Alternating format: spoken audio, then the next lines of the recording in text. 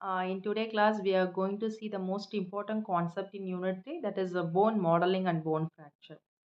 So, before getting into this topic, first we should know what is actually the bone loading and stress distribution. Okay, so how the bone is subjected to loading and what are the different types of loading forces are there. How this force or the stress is being distributed. That is the main actual topic of today class that we are going to discuss.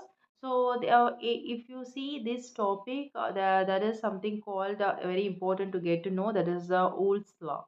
Okay, so Wool's law is a very important law because it actually speaks about adaptation principle. Okay, so whenever if you give any sort of load or the stress, immediately the bone will act or respond to the stress or load. So that sort of respond in terms of adaptation. Here we speaks about in place of or in name of Wool's law. Okay, so here the bone remodels to the mechanical demands. So it will adopt to the or in response to the mechanical demands or mechanical stress. So if you are increasing the load, automatically your bone density will get increased, where you can see the bone formation. Because where if you keep on adding the stress by means of load, automatically your bone strength will increases. Decreased load in the sense here your load is giving very minimal load, very minimum stress, automatically your bone density will get reduced. The process is called bone resorption will happen. So this actually happened when we do exercise. Okay, so when you do exercise, dumbbells or any yoga, something, if you give some sort of physical activity, if you keep on giving some sort of stress or load to your body or to the bone, immediately how do you feel your bone strength will get increased? That is the actual things happening, the way you can see the biomechanics over there. So that is a simple thing. Example for increased load, denser bone. So if you do exercise, you are giving more load, and your bone is getting strength. So similarly, if you're not doing any work, you're just lying on the bed for 24/7. You are becoming so lethargic. You are not getting up from your bed, or you are not even walking for even single step. So what is happening here? You are not giving even 1% of stress to your body, 1% of load. So if you are doing like this, ultimately your body will get weaker at one point. So because of the process called bone resorption, because your body is it's made in such a way, your bone is made in such a way, naturally it will keep on remodeling based on the stress what you are giving. Because the bonus is something different. Actually I have said already in the previous class. It's not like a static structure, is a dynamic structure. It is actively modeling or adapting their structure in response to the load or stress what we are giving. So it will respond to the load it first, then it will adapt, and finally it will do modeling.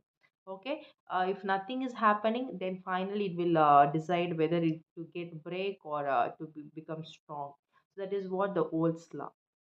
Okay, so next we have the stress shielding. So stress shielding is something it's very important when we talk about the implant design. Okay, so where if you place the implant in your bone, actually your implant carries a more load compared to compared to your bone. So what happened, even though your body is giving more stress, all the load is being carried by the implant, it's not by bone. So bone will start to have a resorption process, and an implant will have a more since the implant is bearing more load. So that thing we need to be addressed. That is the concept called stress shielding, that we have to be addressed, or we have to be very considered when we are designing the implants. To overcome this, we have to do some sort of understanding of how to design the implants to have the better bone formation, that is strengthen the bone in even if you have the implants, by overcoming the weakening of the bones. So next we have get into the most important topic, that is bone remodeling and adaptation. That is whatever I have discussed so far, that is being covered in this particular slide. That is, we have a remodeling cycle. That is the three phases you can see here: resorption, reversal, and formation. So resorption, here the main cell that is being involved is osteoclasts, that actually remove the old bone. That is a resorption. Okay, slowly the bones get dissolved. The calcium ions, that is the minerals content, is being dissolved in your blood. Okay, reversal is the transition period, that is move on from the resorption to the formation, and the formation is the here the osteoblast cells will help out in creating the new bone. There is a new bone formation will happen here. So this thing has to be balanced. That is, osteoclast should be equal to the osteoblast. If anyone goes misbalanced, automatically your bone weakening will happen. So that is the thing very important in case of bone remodeling. The resorption should happen in equivalent to the formation. So the cell layers, cellular layers that you already know, the three cells, that is osteoclast, osteoblast, and the osteocytes. These are the three key players important in the remodeling cycle. So under mechanotransduction that you already know, that is a signal pathways, and then you have your so many influencing factors like key modulators. You can see the agency, genetics, and hormones and nutrition. So these are the things which helpful in terms of supporting factor. So what is mean by fracture mechanics? That now we have move on to the fracture concept. We already discussed what is a bone remodeling, right? So when actually the bones get fractured, what is the thing that need to be meet to have the bone to get fractured? That means when the applied stress is very high compared to your bone strength, that means your mechanical loads is very high, that is it exceeds the elastic limit, that is your that you have a two region, right? That is in stress strain curve, elastic and plastic. If your mechanical load make the point to exceeds the elastic limit, then it is move on to the plastic limit. Automatically you have a more tendency for your bone to get break. That is the condition for the bone to get break. That is applied stress is very very high compared to the bone strength. Okay, so what are the different types of fracture that you can see? You have your transverse, oblique, spiral, and communicated. And not only this, you have your opened wound. I mean wound fracture, closed fractures, green stick fractures, stable fractures, and etc. So this type of fracture is again it depends upon the direction and the crack, the angle you apply. You have given the stress, the crack, the angle it made, or the pieces it made. It had when during breaking.